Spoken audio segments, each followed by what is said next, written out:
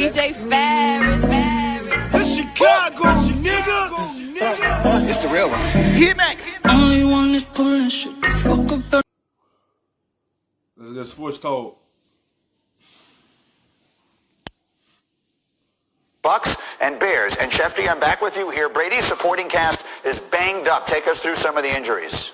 Well, it's interesting. They've already ruled out Chris Godwin and LaShawn McCoy. O.J. Howard ruptured his Achilles on Sunday. Mike Evans and Scotty Miller, their wide receivers, are listed as questionable for tonight. I'm told that Mike Evans, a decision on his status won't be made until the pregame. They want to see how he works out, how he looks, and how he feels tonight. And typically in Bruce Arians' systems and on his teams, a player who doesn't practice during the week, as Mike Evans didn't, doesn't play in that game that night. Additionally, you've got other players here like Leonard Fournette who are listed as doubtful. And so this is going to be a patchwork Buccaneers offense. Whether Mike Evans does or doesn't play tonight, you have to figure that there'll be a lot.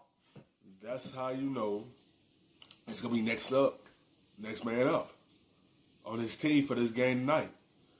And OJ might not play tonight. That might get Rob Gronkowski involved a lot more. Out of two tight end sets with Rob Gronkowski and Cameron Brate. No quarterback really plays well against the Bears defense. And so it's an interesting matchup on a lot of levels in a short week where the Bucs have a lot of injuries, a lot to overcome in Chicago.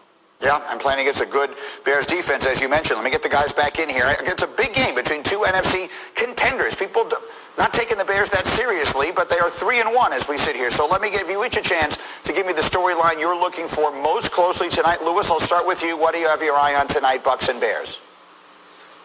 Yeah, I think it's definitely the comparison between the two quarterbacks for Tom Brady. Look, last week it was about them starting to hit their stride against the Chargers as far as the efficiency by which they were working. And they really got it going in the passing game, and in particular the downfield passing game.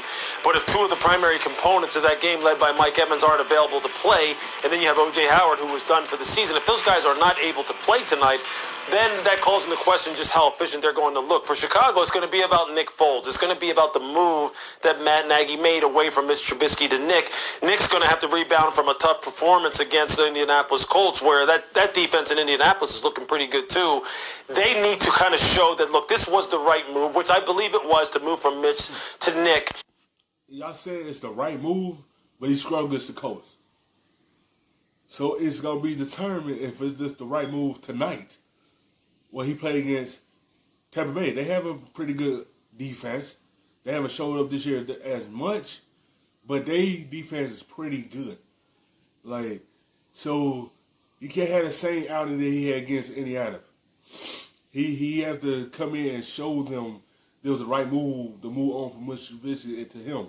Because Nick Foles tend to have them tendencies just like Mr. Trubisky. They're inconsistent with him too. It ain't just Mitch that play inconsistent, and the Foles do as well. He's a good quarterback, but he just has the same tendencies as Mr. Trubisky with the inconsistency.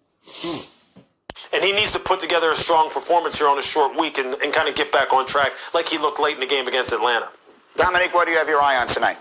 I'm going to be watching Gronk closely because when they acquired Gronk, we thought he was going to be like a cherry on top, like just an addition to all the weapons. But because of the Brake injury early in the season, Gronk got a heavy load. And then Brake comes back and O.J. Howard seems to be out for the entire year. They run about 40% of their snaps with multiple tight ends. Gronk is going to have to become a real part of this offense tonight because of all their injuries, and he's going to become a real part.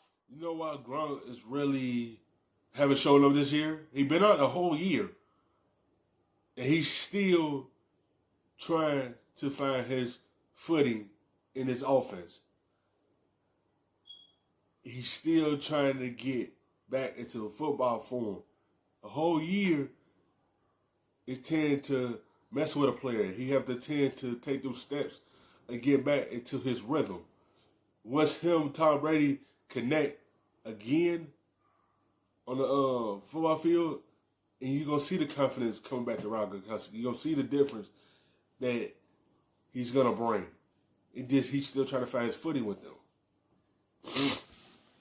Offense throughout the rest of the season because O.J. Howard's not coming back, and it seems like the tight ends are an important part to a Tom Brady offense. D. Wood, what do you have your eye on tonight? Yeah, I'm going to be looking at the offense in general. We've seen, from the Bucs that they've gotten better and better and better as the season has progressed. Now, obviously, the injuries are going to throw a wrench into things.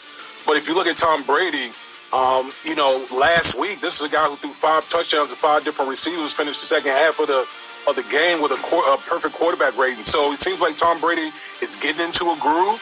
And if Tom Brady continues to play like this, along with that Bucs defense, this is the team that, from the beginning we've all been talking about could be very dangerous in the NFC. No question about it. And again, people doesn't feel like they're taking the Bears particularly seriously. If they win tonight, maybe that will change. Thank you for watching ESPN on YouTube. For live